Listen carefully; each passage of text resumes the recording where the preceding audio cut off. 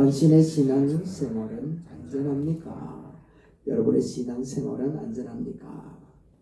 오늘 우리가 본문 말씀에 나왔던 예수님의 이 말씀은 오병이어 역사를 나타내시고 난 다음에 예수님 앞에 무리들이 가득 모였습니다. 그리고 사람들이 하나같이 하는 말이 예수님을 왕으로 높이자, 왕으로 만들자 하는 이런 군중들의 이런 외침이 일어나기 시작했습니다. 그러니까 사람들이 하나같이 모여가지고 그래 맞다, 예수님 우리 왕이다라고 고백이 일어났겠죠. 그런 상황 가운데에 또 초대교회 때는 사람들이 참 많이 구름대같이 3,000명, 5,000명이나 되는 어마어마한 사람들이 많이 모여왔습니다. 그러니까 제자들은 예수님과 함께 다니며 기도하는 재미도 보니까 너무너무 기쁘고 좋았을 거라는 거죠. 사람들이 많이 모이니까. 그러니까 예수님 주변에서 제자들은 뛰어나면서 교통정리도 다 하면서 또 그 예수님의 설교하시는 부분에 방해가 되는 것은 다 제재하고 어린아이들은 저리 가라, 어른들은 앞으로 모여라, 여자들은 저리, 남자들은 저리, 이런저런 정리를 다 하면서 굉장히 기뻐하지 않았겠습니까? 굉장히 좋아했을 거라는 건 어깨에 힘도 확 들어가고 예수님의 권위가 자기들의 권위인 것처럼 이렇게 막 다녔을 거라는 거예요. 이렇게 많은 사람들이 모이는 가운데에 예수님이 그 무리를 보고 제자들을 보고 하는 말이 이 말씀입니다. 오늘 우리가 읽었던 본문 말씀 요한복음 6장 26절 말씀인데 같이 한번 읽어봅시다. 같이 봅니다. 시작. 예수께서 대답하여 이르시되 내가 진실로 진실로 너희에게 이르노니 너희가 나를 찾는 것은 표적을 본 까닭이 아니요 떡을 먹고 배부른 까닭이로다. 아멘.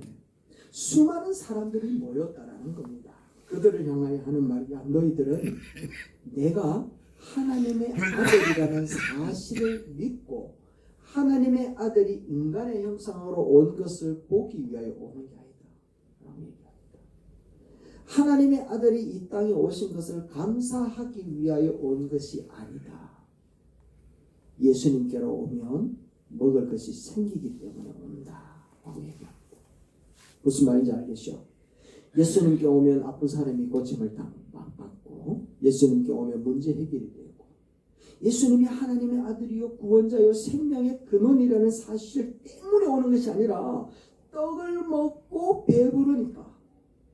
이전까지는 병든 사람만 고쳤는데 이제는 무리들이 다 배불리 먹고 하나님의 놀라운 기적을 경험했단 말이죠. 그래서 예수님께 오면 이제 배가 고프지 않겠구나. 아픈 것도 치유되어지고 문제도 다 해결되어지니까 너무너무 좋다 하면서 예수님 앞에 모였다라는 거예요. 그들을 바라고 예수님이 하시는 말씀이 너희가 오는 것은 먹고 배부르기 때문에 온 것이다 하고 얘기합니다. 그리고는 예수님이 이 사람들을 다 흩어보내버립니다. 제자들까지도 보내버립니다. 그리고는 예수님이 산에 홀로 올라가셔서 하나님 앞에 기도하십니다. 여러분 이 말씀은 우리에게 무엇을 이야기하는가 하면 우리가 예수님께 나오는 이유가 뭐냐라는 것을 묻고 있다는 겁니다. 우리는 예수님께 나오는 이유가 뭐냐. 다시 이야기를 하면 우리가 교회에 나와서 신앙생활하는 목적과 이유가 어디에 있느냐라고 이야기를 하는 겁니다. 많은 사람들은요 우리는 아니지만 그리고 이런 사람은 없을 것이라고 저는 확신합니다만 교회에 내가 음식점을 차렸으니까 내가 과일 가게를 차렸으니까 내가 옷 가게를 차렸으니까 내가 어떤 일을 하니까 교회에서 어떤 행사를 할 때 어떤 일을 할 때 어떤 목적을 가지고 많은 사람들이 모일 때 우리 가게에 도움이 될 것이라고 생각하는 마음으로 오는 사람이 없으면 좋겠는데 현실적으로는 그런 사람들이 있더라는 겁니다. 뿐만 아니라 이제 넉 달, 석 달 남은 그 투표 때가 이제 가까워지면 큰 교회는요 보세요. 저 사람들 하나같이 이렇게 배지를 달고 다 앞에 석상에 앉아가지고 있는 일들이 일어납니다. 정치인들이 와가지고는요 봉사도 합니다. 주보도 나눠주고 교통정리도 하는 일들을 하는 겁니다. 그들이 하는 이유는 예수 그리스도가 하나님의 아들이여 십자가에서 우리를 구원했다 라고 하는 그 믿음 때문에 하는 것이 아니라 투표날 한 표의 표를 위하여 일을 하고 있다는 거. 우리는 말 안 해도 다 잘 알고 있지 않습니까? 또 어떤 사람은 교회에서 하는 교육이 세상의 교육이 하는 것보다 더 인성적인 교육이 뛰어나기 때문에 오는 사람들도 많이 있습니다. 또 어떤 분들은 부모님의 소원 때문에 착한 마음으로 우리 어머님이 가라고 해서 우리 할머님의 소원이라서 하는 마음으로 오는 사람들이 있다는 겁니다. 별의별 사람들이 다 있습니다. 그 이유와 그 목적이 다 나쁘다라는 이야기가 아니라 예수님 당시에도 수많은 사람들이 그런 목적으로 몰렸다라는 겁니다. 사람들은 신이 났다는 거죠. 제자들도 굉장히 기뻤다라는 겁니다. 오늘 우리들도 그렇게 기뻐했는데 문제는 뭔가 하면 예수님은 전혀 좋아하지 않더라는 겁니다. 예수님은 전혀 좋아하지 않더라는 겁니다. 나에게 오는 것이 내가 하나님의 아들이라는 사실을 믿기 때문에 구원을 받기 때문에 영생을 얻기 위하여 오는 목적이 아니라 먹고 떡을 먹고 배가 부르기 때문에 온다라는 겁니다. 그래서 예수님께서 말씀을 하시면서 제자들에게 마음 가운데 섭섭하고 안타까운 마음이 있는 거예요. 그래서 우리가 한번 생각해 보자라는 겁니다. 오늘 이 시간 우리 성지교회는 나는 교회에 나오는 목적과 이유와 신앙생활을 하는 것은 어디에 있는가 라는 것을 우리가 한번 진단해 보고 생각해 보자라는 겁니다. 첫 번째는요, 참된 신앙인이라면 첫 번째 어떤 심정을 가지고 주님 앞에 나와야 되는가 하면 죄 사함의 문제를 끌어안고 우리의 죄를 해결하여 주신 예수님 앞에 감사하는 마음으로 나와야 된다는 겁니다. 1번 한번 읽어봅시다. 시작. 참된 신앙생활은 죄 사함에 대한 문제를 안고 있어야 합니다. 죄 사함의 문제, 그 문제를 끌어안고 교회에 나와야 합니다. 이게 해결이 되지 않으면, 이게 우리가 중심이 되지 않으면 우리의 신앙생활은 예수님과 상관없이 열심히 신앙생활하는 것과 같다라는 겁니다. 다른 목적을 가지고 교회에 왔다면 이제는 정말 잘못 왔다라는 거예요. 물론 그 목적을 가지고 와서 은혜를 받는 경우도 많이 있지만 우리가 기도해도 얻지 못하는 이유는 야고보서 말씀에 네 정욕대로 구하기 때문에 얻지 못하였다 이야기를 하고 있습니다. 여기에 정욕이라고 하는 것은 아까 말씀드린 것처럼 다른 목적으로 기도하고 있기 때문이라고 이야기하는 것과 같은 것이라는 겁니다. 하나님께서는 그런 것들도 기도하라 이야기를 합니다. 그러나 그 기도에 하나님이 응답한다라는 것을 얘기하지는 않습니다. 분명히 응답은 있습니다. 왜냐하면 자연적인 현상 가운데 주어지는 보편적인 은혜가 있기 때문에 그래요. 그 증거가 갓바요에 가서도 기도하면 응답이 이루어지지 않습니까? 똑같은 겁니다. 주님 앞에 나와서 기도하는 게 갓바요한테 기도한다는 게 아니라 주님 앞에 주께서 우리에게 오신 목적, 주께서 교회를 세우신 이유, 우리 주님께서 우리에게 응답하겠다라고 하는 분명한 목적과 다른 목적을 가지고 기도한다면 야고보서에서 이야기하고 있는 것처럼 정욕대로 하는 것이다 라고 이야기를 하고 있습니다. 이사야서 53장 6절 말씀 한번 볼까요? 이렇게 이야기를 하고 있습니다. 같이 읽어봅시다. 시작. 우리는 다 양 같아서 그릇 행하여 각기 제 길로 갔거늘 여호와께서는 우리 모두의 죄악을 그에게 담당시켜 아멘. 사람들은 저마다 죄의 짐을 다 갖고 있습니다. 말을 안 해서 그렇지 죄의 짐을 다 갖고 있습니다. 그래서 이 죄 때문에 전전긍긍하거든요. 그러다가 우리가 이 죄덩어리를 어떻게 해결할 수 있는 방법이 없어서 우리가 이것을 해결하기 위하여 교회에 가야 되겠다, 예수님 앞에 가야 되겠다 라고 하는 마음을 가지고 예수님께 왔다면 진짜 잘 왔다라는 겁니다. 정말 잘 왔다라는 겁니다. 이게 바로 우리 신앙생활의 기본이 되어야 된다는 거죠. 예수님께서는 마태복음 21절 말씀에서 이 땅에 오실 때에도 이런 말씀을 가지고 오셨습니다. 같이 한번 읽어볼까요? 시작. 아들 낳으리니 그 이름을 예수라 해라. 이는 그가 자기 백성을 그들의 죄에서 구원할 자이심이라 하시니라. 아멘. 예수님이 오신 이유는 죄에서 우리를 구원하기 위하여 오셨다라고 얘기를 하고 있습니다. 그래서 우리들이 주님 앞에 나오는 이유, 예수님이 오신 이유와 같이 코드가 맞아야 역사가 나타날 줄로 믿습니다. 아멘, 아멘. 바울 사도도 복음을 전하면서 늘 가슴 가운데에 죄의 문제를 끌어안고 살았습니다. 나는 선한 일을 하고 싶고 선한 방향으로 살아가기를 원하는데 내 속사람은 자꾸만 나를 악한 것으로 끌고 가는구나. 나를 어쩌면 좋겠느냐 하면서 고민하는 겁니다. 그래서 로마서 7장 22절과 23절에 이렇게 얘기를 하는 거예요. 같이 한번 읽어봅니다. 시작. 내 속사람은 하나님의 법을 즐거워하되 내 지체 속에서 한 다른 법이 내 마음에 법과 싸워 내 지체 속에 있는 죄의 보가로 나를 사로잡는 것을 보는도다. 아멘. 자꾸 죄로 나를 끌고 간다는 겁니다. 그래서 그는 신앙생활을 하지 않을 수가 없었다라는 거죠. 그래서 십자가 앞으로 가지 않을 수가 없었다라는 겁니다. 죄 문제가 한꺼번에 한 번에 끝나는 게 아니라 계속해서 일어나기 때문에 그 속에 있는 이 죄 문제를 해결하기 위하여 그는 십자가 앞에 계속해서 엎드렸다는 것을 이야기하는 겁니다. 그래서 신앙생활이라고 하는 것은 이 죄 문제를 끌어안고 내 힘으로 감당할 수 없어서 날마다 십자가 은혜 아래로 나아가는 것인 줄로 믿습니다.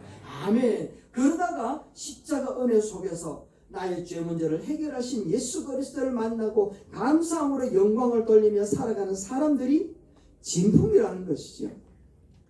여러분들의 신앙생활이 바로 이와 같은 진품의 신앙의 모습으로 거듭날 수 있게 되기를 주의 이름으로 축원합니다. 아멘. 두 번째, 우리가 참된 신앙인의 모습은 신앙생활에 어떻게 해야 될 것인가 하면 이와 같은 겁니다. 같이 한번 읽어봅시다. 시작. 참된 신앙생활은 예수 안에서 풍성한 생명을 기대하면서 살아갑니다. 아멘. 자, 10장 10절 요한복음인데요. 같이 한번 읽어봅시다. 시작. 내가 온 것은 양으로 생명을 얻게 하고 더 풍성히 얻게 하려 하는 것이라. 아멘. 예수님이 오신 이유가 뭐라고요? 우리를 풍성케 하기 위해 오신 줄 믿습니다. 아멘. 여러분, 인생을 살다가 보면 이게 맞나? 잘 살았나? 싶을 때가 있더라. 그러면서 씁쓸해지는 거죠. 그러면서 마음 가운데에서 돌아보면 고달프고 무의미하고 헛된 것 아닌가 라는 생각이 듭니다. 그러다가 심지어는 내 마음속에 이러다가 구원까지 받겠나 라는 생각까지 든다라는 겁니다. 그런 상황 가운데에서 우리가 해결하기 위하여 교회에 나왔다면 잘 나왔다. 이게 교회가 있는 목적이라는 겁니다. 고린도후서 8장 9절입니다. 같이 한번 읽어볼까요? 시작. 우리 주 예수 그리스도의 은혜를 너희가 알거니와 부유하신 이로서 너희를 위하여 가난하게 되심은 그의 가난함으로 말미암아 너희를 부유하게 하려 하심이라. 아멘. 부유하게 하려 하심이라 하는 말이 여러분의 것이 되기를 주의 이름으로 축원합니다. 아멘. 여기서 부유함이라고 하는 것을 제대로 알아야 합니다. 여러분, 우리가 예수님이 모든 것을 가지신 분이고 모든 것을 하실 수 있는 분이고 모든 것을 아는 분이고 또 모든 것을 주시기를 원하시는 분이라는 것 때문에 우리는 하나님 앞에 물질적으로 풍요하신 하나님께서 우리의 먹을 것, 입을 것, 마실 것 풍성해 주실 그런 부유하신 하나님으로 안다면 그거는 초월한 거예요. 예수님의 부유하심은 그런 부유하심이 아닙니다. 우리 예수님의 부유하심은 참된 자유로우심으로 부유하시다라는 겁니다. 우리 예수님의 부유하심은 평화로서 부유하시다라는 거고 우리 예수님은 기쁨으로서 부유하시다라는 것을 이야기하고 있는 겁니다. 다시 한번 말씀드립니다. 예수님의 부유하심은 물질적으로 그런 부유하시는 것을 이야기하는 것이 아니라 그 차원 높은 하나님의 자유와 평화와 기쁨으로 부유하신 분이신 줄로 믿습니다. 아멘. 그래서 예수님이 이 자유와 평화와 이 기쁨을 하나님과 함께 누리다가 이거를 버리시고 인간의 속박 가운데로 내려오셔서 우리와 같이 가난하게 되셨던 이유는 이 가난한 자들 가운데서 살아가고 속박 가운데 자라고 있는 우리들을 다시금 부유케 자유로 평안으로 그리고 우리를 기뻐하는 모습으로 일으키기 위하여 오늘 우리에게 오신 줄로 믿습니다. 아멘. 그래서 우리의 신앙생활이라고 하는 것은 바로 예수님께서 허락하여 놓아진 참된 자유, 참된 평강, 참된 기쁨, 이 기쁨을 향하여서 우리가 나아가야 된다라는 것을 말씀을 드리고 있는 겁니다. 예수님께서도 말씀하셨죠. 진리가 너희를 어떻게 하리라? 자유케 하리라 라고 얘기합니다.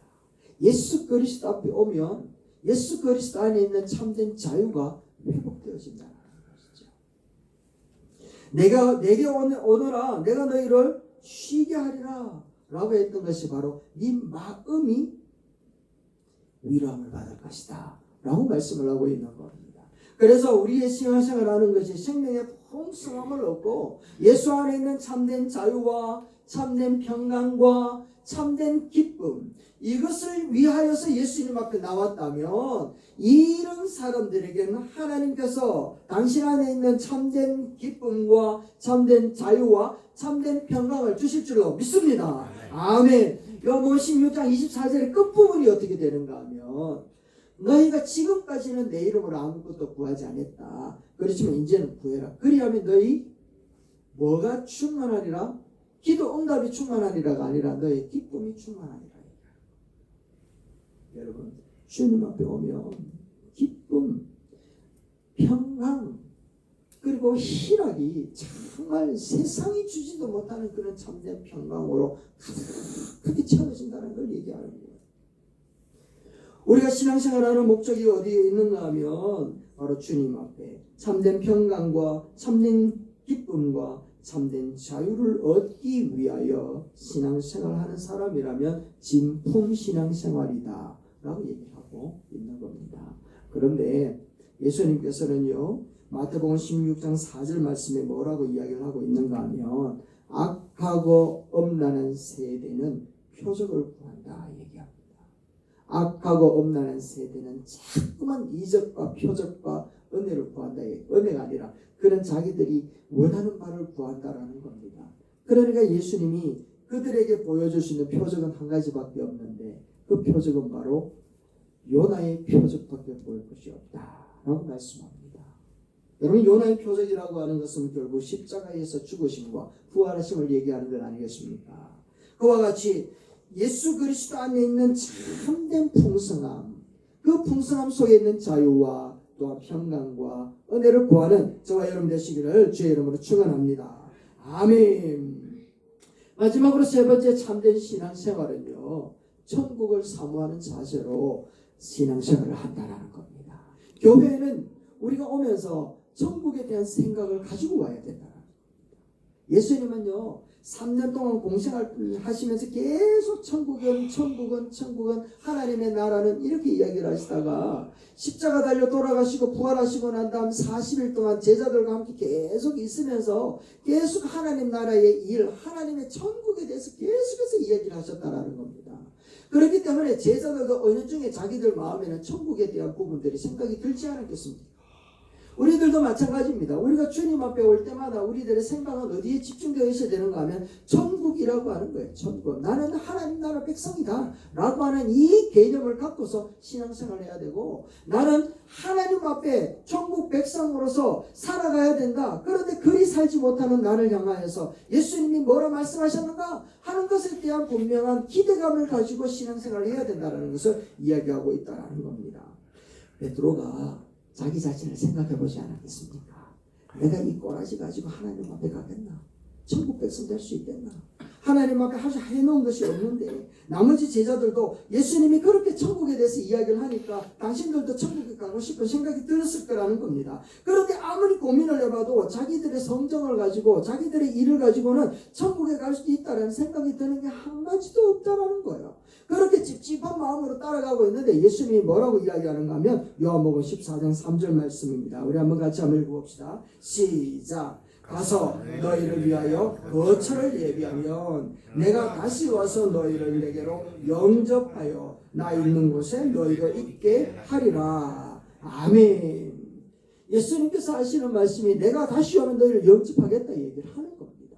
너희들이 천국에 들어가기 위해서 인간관계나 성공이나 실패나 부나 명예나 이런 것 때문에 고민하는데 그런 거 고민하지 마라. 너희들은 하나님 나라에 데리고 가는 것은 내가 와서 내가 데리고 가는 거야.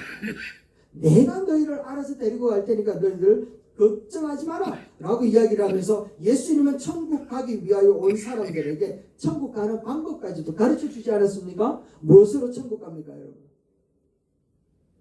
믿음으로 천국 가는 줄 믿습니다. 한번 따라합시다. 믿음으로 천국 갑니다. 믿음으로 천국 갑니다. 아멘. 믿음으로 천국 간다라는 거예요. 나의 믿음 없음과 나의 실패와 나의 모든 상황들 가지고 이런 상황 믿음을 가지고 내가 천국 갈 수 있겠나? 이런 믿음으로도 천국 가게 하신 하나님을 찬양합니다. 라고 하며 천국 백성 삼으신 예수 그리스도 앞에 감사하는 마음으로 신앙생활을 하는 것이 바로 우리의 참된 신앙의 모습이라고 이야기를 하는 겁니다. 예수님께서 구름 타고 하늘로 올라가시면서 마지막 남겨놓은 메시지도 바로 이 말씀입니다. 사도행전 1장 11절입니다. 같이 한번 읽어봅시다. 시작. 너희 가운데서 하늘로 올라가신 이 예수는 하늘로 가심을 본 그대로 오시라라 하였느니라. 아멘. 예수님 다시 오실 줄 믿습니다. 아멘. 믿습니까 여러분? 예수님 다시 오신다니까요. 말씀하신 것이 구약의 모든 말씀들을 다 이루었는데 예수님 약속하신 것 딱 한 개 이루어지지 않은 것이 있습니다. 그게 무엇인가 하면 다시 오신다라는 거죠. 다시 오셔서 어떻게 하는 겁니까? 예수님이 당신을 믿는 자들을 다 구원하여 천국으로 데리고 가겠다라고 약속하지 않았습니까? 우리의 신앙생활의 핵심은 바로 천국에 대한 내용이 있어야 될 줄 믿습니다. 아멘. 제자들은요, 예수님께는 몰려드는 사람들을 보고 너무너무 기뻤습니다. 너무너무 좋아했습니다. 그리고 많은 사람들이 오는 것이 당연한 것으로 생각했습니다. 중세교회는요, 황제까지도 그 교황에게 무릎을 꿇고 기도를 받아야만 전투에 나가고 사업을 할 수 있을 정도로 어마어마한 그런 부와 명예를 가진 것이 바로 교회였습니다. 그런데 루터는 그 교회를 향해서 하는 말이 짝퉁이다, 가짜다 라고 말씀을 하지 않았습니까? 예수님도 그 무리를 향해서 이야기를 하는 겁니다. 너희들 짝퉁이다, 가짜다 라고 얘기를 하는 겁니다. 떡을 얻어 먹으러 온 것이다 라는 거예요. 더 웃긴 것은 제자들도 그런 마음으로 따라오고 있었다라는 겁니다. 그렇지 않습니까? 베드로의 직업은 무엇이었습니까? 갈릴리 고기 잡는 어부였습니다. 인생이 고기 잡는 걸로 끝나야 될 것인가? 처량했단 말이죠. 근데 예수라고 하는 이 사람을 만나보니까 기적이 나타나는 겁니다. 사람이 막 몰려드는 겁니다. 엄청난 능력을 가진 사람입니다. 이야, 인생 펼 수 있겠다, 땡 잡았다 라고 하는 마음으로 예수님 앞에 기대하면서 쫓았다라는 겁니다. 뿐만 아니라 야고보와 요한 같은 사람도 능력의 주님이요 대단한 사람으로 봤단 말이죠. 정치적으로 힘을 얻을 수 있겠다라고 하는 그런 마음을 가졌습니다. 이제 예수님께서 말씀하신 것처럼 당신의 나라가 이루어지면 야, 나도 한 자리 할 수 있겠다, 오른쪽 왼쪽 우리 한 자리 하자 라고 하면서 야고보와 요한이 따라다녔다고 얘기하고 있지 않습니까? 그의 어머니도요, 야, 너 빨리 예수님 따라다니라 라고 하면 뒤에서 부추겼다라는 거예요. 도마는 어땠습니까 여러분? 도마는요, 열혈분자였거든요. 그래서 나라를 뒤엎어가지고 독립운동의 투사로서 예수 그리스도 함께하고 있으면 정권을 무너뜨리고 자기 나라를 세울 수 있을 것이라 생각하면서 따라다녔다는 것 아니겠습니까? 그래서 베드로뿐만 아니라 제자들도 옆에다 칼을 차고 다녔습니다. 그래서 겟세마네 기도할 때 군사들이 와가지고 그 이제 예수님을 팔고 있는 이 바로라고 하는 사람한테 칼을 빼가지고 귀를 잘라버리는 이런 일들까지 했다는 것 아니겠습니까? 이와 같은 모습으로 예수님을 따라다니는 동상이몽의 제자들. 그런데 각양각색으로 찾아왔던 이 사람들의 목적들이었지만 예수님의 제자들과 따르던 사람들이 예수 그리스도의 부활을 경험하는 겁니다. 예수 그리스도의 부활을 경험하고 성령을 체험하고 나니까 이 사람들의 목적과 방향이 달라져 버렸어요. 이들의 목적과 방향이 확 달라지는데 예수님을 따르는 목적과 교회에 나오는 목적이 똑같이 달라지게 되어지는데 죄 문제를 해결하고 이제는 구원을 받아야 되겠다. 영생함을 받고 천국에 가야 되겠다. 이 땅에서 자유와 평강과 기쁨을 누리는 목적으로 생명의 풍성함으로 자들의 목적과 방향이 달라졌다라는 것을 이야기하고 있더라는 겁니다. 신앙생활하는 방향이 달라졌다라는 것이죠. 여러분들은 어떻습니까? 여러분 결론입니다. 여러분들은 어떻습니까? 우리는 어떻습니까? 잘못된 목적으로 이 자리에 앉아 있다면 우리는 그 목적과 그 방향대로 주님 앞에 와서는 주님 앞에 은혜를 받을 수 있는 방법이 없어요. 우리가 아무리 하나님 앞에 뜨거운 열정을 가지고 있다 할지라도 코드가 맞지 않으면 전기가 오지 않습니다. 불이 들어오지 않는 것처럼 행복과 기쁨과 은혜, 즐거움을 누릴 수가 없다라는 것을 이야기하고 있습니다. 그래서 신앙생활 하는 것에 짝퉁이 되면 된다 안 된다? 안 된다라는 것을 이야기하고 있다라는 것이죠. 사람들이 볼 때는 진품인 것처럼 보이지만 하나님께서는 믿음 때문에 생명 때문에 구원의 은혜 때문에 예수님 앞에 나오는 것이 아니라면 예수님은 오늘도 기다리시는 거예요. 회개하고 성령 충만을 받고 예수님이 원하시는 방향으로 코드를 변화시키고 주님과 함께 가기를 원하는 사람으로 그들을 기다리고 계시는 줄로 믿습니다. 아멘. 베드로나 스데반도 바울도 똑같았습니다. 유대주의자들로서 자기들이 여호와를 섬기는 것이 맞는 것인 줄을 알고 그렇게 가르치고 그렇게 살았습니다. 진품인 줄 알았단 말이죠. 그런데